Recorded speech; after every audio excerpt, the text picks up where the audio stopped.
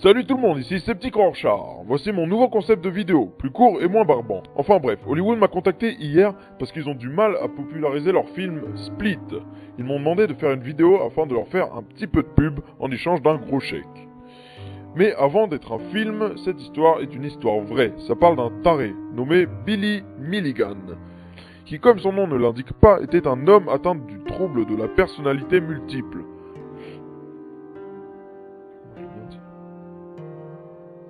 En gros, il n'était pas tout seul dans sa tête, mais genre littéralement.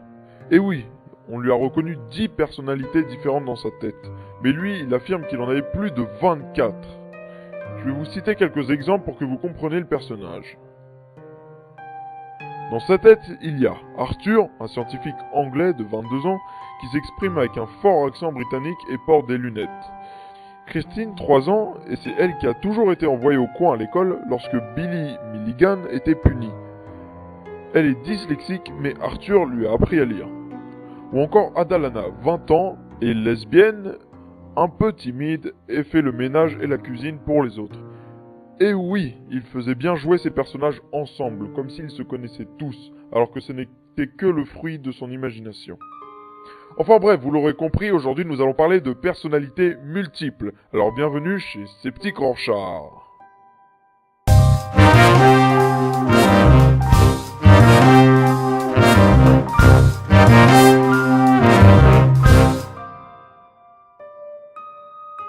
Pour commencer, une petite question.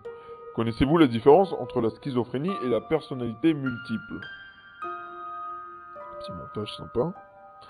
Beaucoup de gens qui pensent parler de schizophrénie parlent la plupart du temps de personnalité multiple. Les symptômes sont d'avoir du mal à contrôler ses émotions, ses pensées et comportements, du genre pleurer ou rire sans raison, réagir de manière excessive à chaque petite chose, avoir des pensées bizarres, suicide, meurtre, etc., difficulté de parler cohérent, dire des trucs qui n'ont pas de rapport entre eux et avoir une expression émotionnelle sans rapport avec les situations.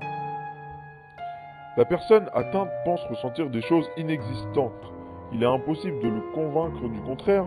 Il entend des voix, développe une sorte de paranoïa. Il a l'impression que tout ce qui est autour de lui s'adresse à lui, ou sont contre lui, la télévision, la radio, etc. Malgré tout ça, la personne n'est pas encore dans la maladie tant qu'elle n'est pas passée par les bouffées délirantes aiguës. Comme on peut le comprendre, la personne devient complètement tarée. Ses émotions incohérentes se multiplient, devient extrêmement dépressif ou folle. Mais le pire est le passage à l'acte des pensées. Tentative de meurtre, de suicide, etc. Après avoir vécu cette bouffée d'air, il oublie totalement ce qui s'est passé, comme dans les films.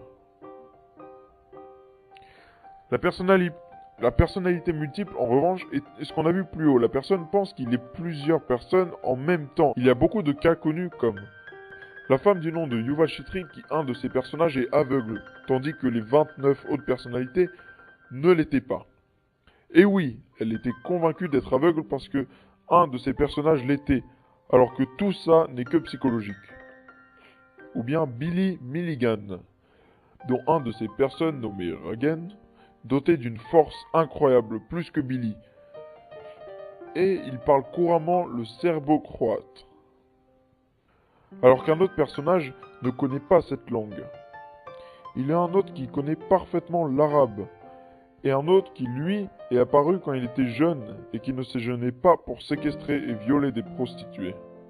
Au passage, fin 70, il fut déclaré irresponsable de ses actes. Alors la question que nous nous posons, est-ce qu'on se connaît assez psychologiquement et physiquement?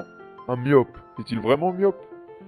Est-on beaucoup plus fort que ce que nous pensons? Nous devons réfléchir plus sur nos capacités, car on ne sait jamais de quoi on est vraiment capable. Surtout, n'oubliez pas d'affiner votre esprit critique. Ciao.